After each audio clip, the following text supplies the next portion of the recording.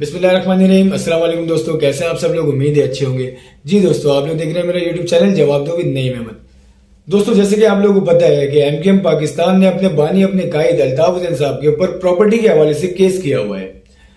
और ये केस जो एमकेएम पाकिस्तान ने किया है, इनका दावा यह है कि एमकेएम के बानी और कायद अल्ताफ हुसैन साहब जो है, इन्होंने इन प्रॉपर्टी के ऊपर कब्जा किया हुआ है और इसका ये नाजायज इस्तेमाल कर रहे हैं, तो लिहाजा ये प्रॉपर्टी इनसे लेके एमकेएम पाकिस्तान के हवाले की जाए। अब केस तो था एक प्रॉपर्टी का, लेकिन आज जो जरा की गई है उसमें एक केस जो है कहीं और चला गया। आज केस की दूसरी समाअत थी।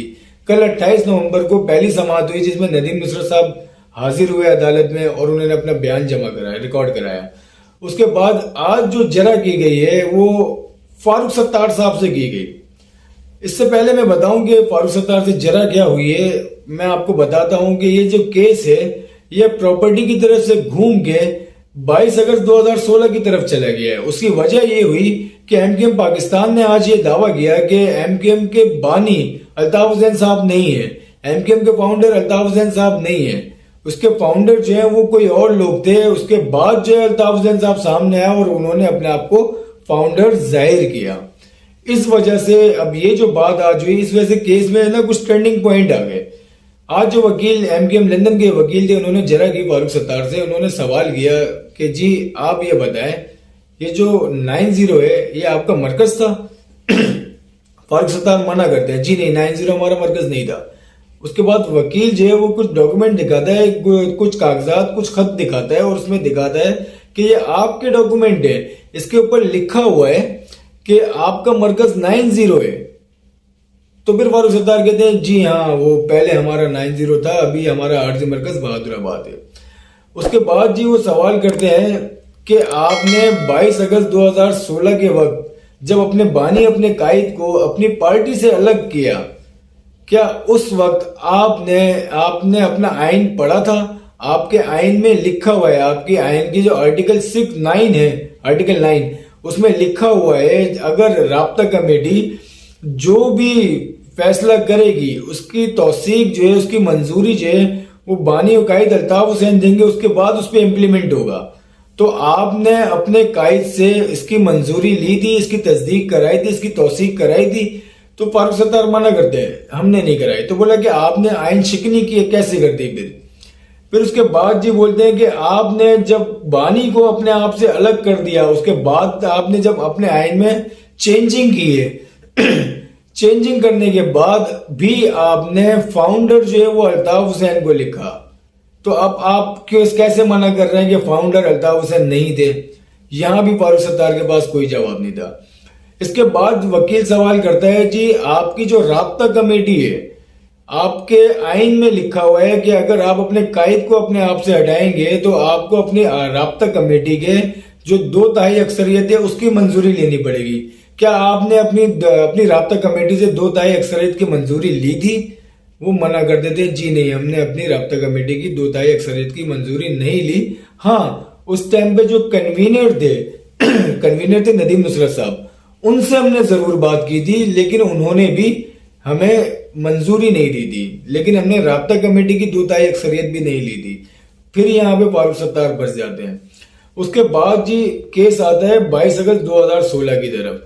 फिर इनसे पूछा जाता है कि 22 अगस्त 2016 को जो अल्ताफ हुसैन साहब ने तकरीर की, उसके बाद आपने अपने बानी को अपने आप से अलग किया, क्या आपने किसी के कहने पे अलग किया अपने कायद अपने बानी को? तो फारूक सत्तार मना कर देते हैं, जी नहीं, हमने किसी के भी कहने पे मना नहीं, अलग नहीं किया। तो फिर वकील जो है सवाल करता है, अगर आपने किसी के कहने पे अपने कायद को अलहदा नहीं किया तो आपने 22 अगस्त को यह फैसला क्यों नहीं किया अपने प्रेस कॉन्फ्रेंस में? आपने 23 अगस्त को क्यों फैसला किया? इस पे भी इनके पास कोई जवाब नहीं होता। तो जी फारूक सत्तार साहब जो आज सारा दिन जो है तकरीबन 4 घंटे की इनकी वीडियो लिंक के जरिए वो शामिल हुए लंदन कोर्ट में। उसके बाद जी और भी बहुत सारे सवाल किए फारूक सत्तार साहब से, जिसका वो जवाब नहीं दे सके।